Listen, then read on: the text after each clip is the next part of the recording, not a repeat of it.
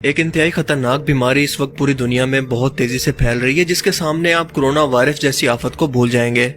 کیونکہ corona virus کے اندر آپ کے جسم کو علامات ظاہر کرنے کے اندر کچھ دن لگتے تھے اور آپ کا جسم اسے خود ہی ٹھیک کر لیتا تھا، لیکن یہ ایک ایسا سنگل سیل والا جاندار ہے جو انسان کو سنبھلنے کا موقع ہی نہیں دیتا اور صرف ایک ہفتے کے اندر اسے موت کے منہ میں پہنچا دیتا ہے۔ اس امیبا کا نام ہے نگلیریا۔ کچھ عرصہ پہلے ہمارے پڑوسی ملک بھارت سے اس کے پھیلنے کی خبریں ملنے لگی اور آہستہ آہستہ یہ پاکستان کے اندر سندھ اور پنجاب کے علاقوں میں پہنچ چکا ہے۔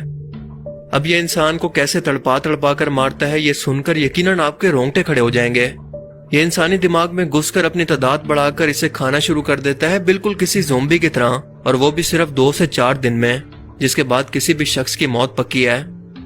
امیبا ایک سیل والے جاندار ہوتے ہیں جو کہ زیادہ تر پانی، مثلاً جھیل اور تالاب وغیرہ کے اندر پائے جاتے ہیں۔ ان کی کئی قسمیں اور اس خطرناک بیماری والے امیبا کا نام ہے نگلیریا۔ نگلیریا فلورائی دراصل ایک جاندار کا نام ہے جو کہ 1965 کے اندر آسٹریلیا میں دریافت ہوا، جس کا تعلق کنگڈم پروٹسٹا کے فلم پرکولوزا سے ہے۔ یہ یونی سیلولر جاندار دماغی انفیکشن کی وجہ بنتا ہے جسے نیگلیریسس کہتے ہیں۔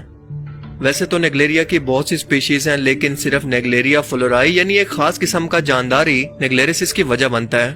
جس کا سائز تقریباً 8 سے 15 مائکرو میٹر ہوتا ہے۔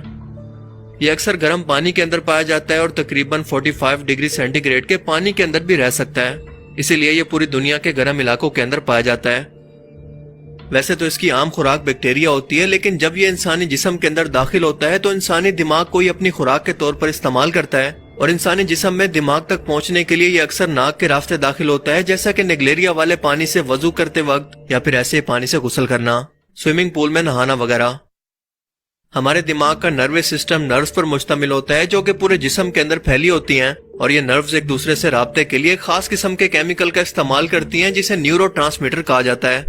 نگلیریا کا جراثیم انہی کیمیکلز کی طرف اٹریکٹ ہوتا ہے اور ناک سے دماغ تک جانے والی نروز کے راستے سے ہوتا ہوا دماغ تک جا پہنچتا ہے، جنہیں olfactory نروز کہتے ہیں۔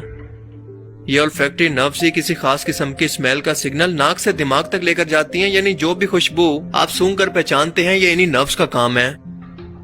نگلیریا کا جراثیم دماغ میں جا کر مختلف انزائمز کو خارج کرتا ہے جو کہ دماغ کے سیلز کے اندر توڑ پھوڑ کرتے ہیں۔ اس توڑ پھوڑ کے نتیجے کے اندر دماغ کے سیلز مردہ ہونا شروع ہو جاتے ہیں، جس کے نتیجے میں ہمارا امیون سسٹم ایکٹیو ہو جاتا ہے جو کہ سر درد کی وجہ بنتا ہے، اور ساتھ ساتھ یہ جراثیم اپنی تعداد بھی مسلسل بڑھاتا رہتا ہے اور دماغ کی گہرائی میں جا کر نقصان پہنچاتا ہے، جس کی وجہ سے مریض کو ہیزیان، وہم اور پاگل پن جیسی صورتحال کا سامنا کرنا پڑتا ہے۔ اس طرح سے وقت کے ساتھ ساتھ یہ جراثیم دماغ کے ٹیشوز کو اتنا نقصان پہنچاتا ہے کہ انسان کی موت واقع ہو جاتی ہے۔ اس کی علامات جسم میں داخلے کے تقریباً 9 دن بعد یا اوسطاً 5 دن کے بعد شروع ہو جاتی ہیں، جس کے اندر ابتدائی علامات میں سر درد، بخار، الٹی آنا یا متلی ہونا شامل ہے، جبکہ اس کی اگلی علامات کے اندر گردن میں درد، گردن کا اکڑ جانا، عجیب و غریب وہم ہونا، الجھن ہونا یا دورے پڑنا وغیرہ شامل ہیں۔ عام طور پر پہلی علامت ظاہر ہونے کے 12 دن کے اندر یا اوسطاً 5 دن کے اندر مریض کی موت واقع ہو جاتی ہے۔ اندازوں کے مطابق اس جراثیم سے متاثر ہونے والے لوگوں کے اندر شرح اموات تقریباً 97% ہے، جو کہ کرونا سے کہیں زیادہ ہے۔ اس سے بھی خطرناک بات یہ ہے کہ اس بیماری کا اب تک کوئی علاج دریافت نہیں ہوا۔ کچھ ایسی دوائیں ہیں جو کہ لیبارٹری کے اندر یا ٹیسٹ ٹیوب کے اندر تو اس جراثیم پر اثر کرتی ہیں، مگر مریض کے جسم کے اندر ابھی تک افیکٹو بالکل نہیں ہے، یعنی ابھی تک اس بیماری کا کوئی بھی علاج دریافت نہیں ہوا۔ یہ بیماری گرمی کے موسم میں جولائی سے ستمبر میں زیادہ ہوتی ہے، جب لوگ گرمی سے تنگ آ کر تالاب، نہروں اور سوئمنگ پول کا رخ کرتے ہیں، لیکن ایسا پانی پینے سے یہ جراثیم دماغ تک نہیں پہنچتا، صرف ناک کے ذریعے پہنچتا ہے، اس لیے جتنا ہو سکے وضو اور صفائی کے لیے صاف پانی کو استعمال کریں۔ عام حالات میں یہ جراثیم ایک انسان سے دوسرے انسان کو منتقل نہیں ہوتا، یعنی یہ چھوت کی بیماری بالکل نہیں ہے، لہٰذا اس کے مریض سے ڈرنے کی بالکل ضرورت نہیں۔ اور اب سب سے اہم سوال یہ ہے کہ اس بیماری سے آخر بچا کیسے جائے؟ دیکھیں، اس سے بچنے کا طریقہ انتہائی آسان ہے کہ ناک کے اندر جب تک تسلی نہ ہو کہ یہ پانی بالکل صاف ہے، یہ پانی ناک میں ڈالنے سے گریز کریں۔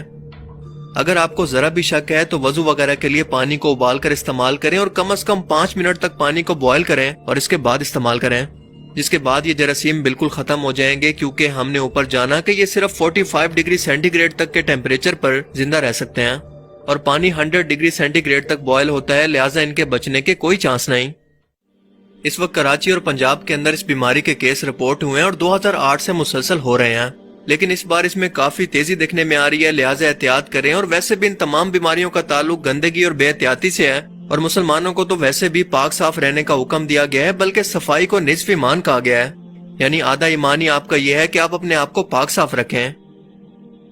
اور جہاں تک ایک کے بعد ایک آنے والی بیماریوں کی آفت کا سوال ہے، تو ان سے تو ہمارا ایمان مضبوط ہونا چاہیے کہ اللہ کے رسول صلی اللہ علیہ وآلہ وسلم نے فرمایا تھا کہ آخری زمانوں کے اندر ایسی وبائیں پھوٹیں گی اور طرح طرح کی بیماریاں جنم لیں گی جن کا تمہارے آبا و اجداد نے نہ کبھی سنا ہو اور نہ کبھی دیکھا ہو۔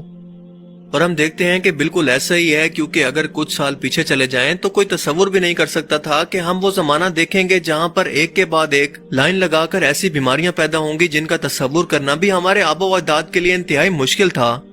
لہٰذا اپنے آس پاس کی صفائی کا انتہائی خیال رکھیں، اور موت کے علاوہ کیونکہ ہر بیماری کا علاج دنیا میں موجود ہے، اس لیے آج نہیں تو کل اس کا سائنٹیفک ریسرچ کے بعد علاج دریافت ہو جائے گا۔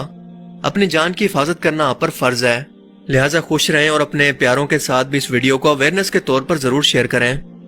اگر اس ویڈیو سے آپ کو کچھ نیا جاننے کو ملا تو اسے ضرور لائک کیجئے۔